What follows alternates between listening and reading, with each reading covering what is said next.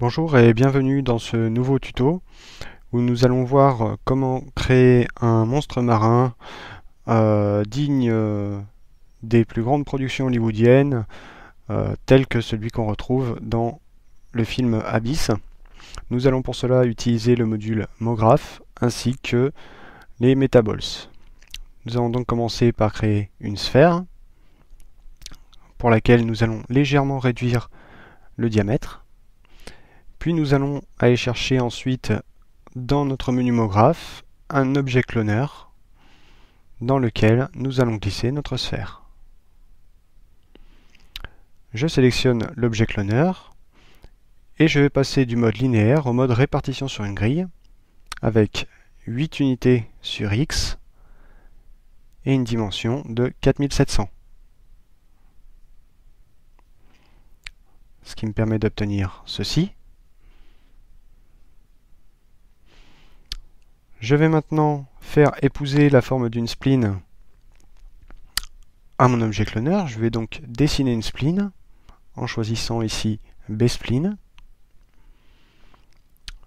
Je trace cette fameuse spline.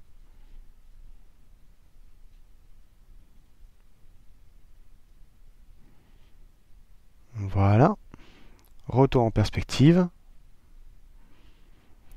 Et ensuite, après avoir sélectionné mon objet cloner, je retourne dans mon menu MoGraph pour aller chercher un effecteur spline. Je lui indique la spline à utiliser. Voilà qui est fait. Je vais maintenant ajouter de l'irrégularité. Je sélectionne de nouveau mon objet cloner, menu MoGraph et effecteur randomisation. Je diminue légèrement son intensité. Et ensuite, dans ces paramètres, je vais modifier les réglages de position sur X, Y et Z. Et ensuite, modifier également les paramètres d'échelle.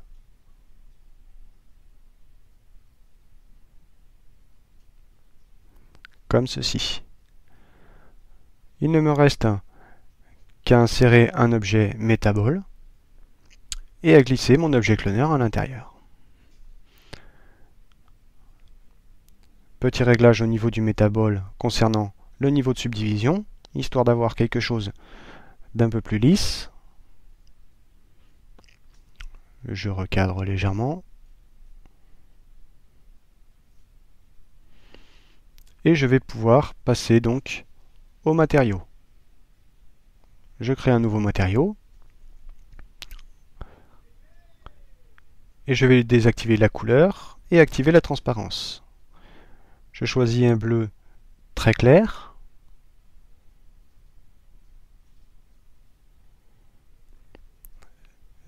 J'indique tout d'abord l'intensité, puis la réfraction de mon matériau. Et ensuite, je vais activer le canal relief dans lequel je vais insérer un bruit avec une échelle de 300%.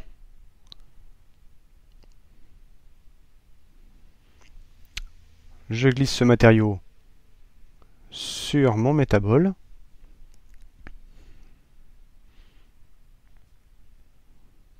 Petit détour dans mes paramètres de rendu où je vais activer l'illumination globale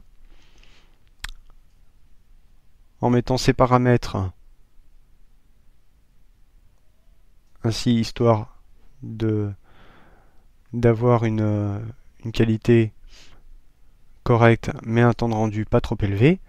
L'anti-aliasing que je glisse bien sûr au mieux.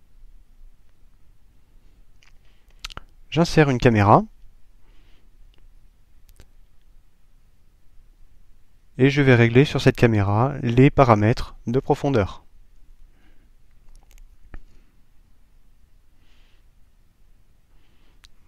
J'active la mise au point arrière et je vais régler d'une part la distance de mire et d'autre part la distance de profondeur.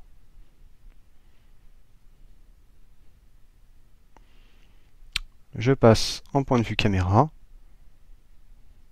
et j'ajoute de la profondeur de champ.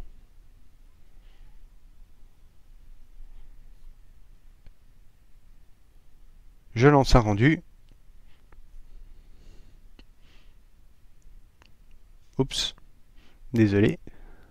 Avec de l'éclairage, ce sera mieux. Je vais donc ajouter un ciel. Sur ce ciel, une texture HDRI.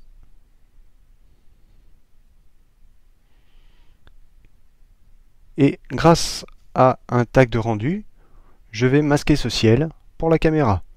Il restera visible pour l'éclairage.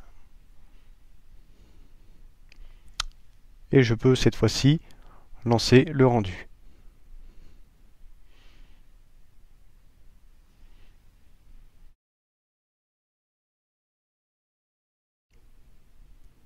Voilà. Point de vue animation, vous pourrez jouer bien entendu sur la spline elle-même en activant le Point Level Animation, juste en dessous de la ligne de temps. Vous pourrez également jouer sur les paramètres de l'effecteur spline et de l'effecteur randomisation. Voilà, merci à tous, à bientôt.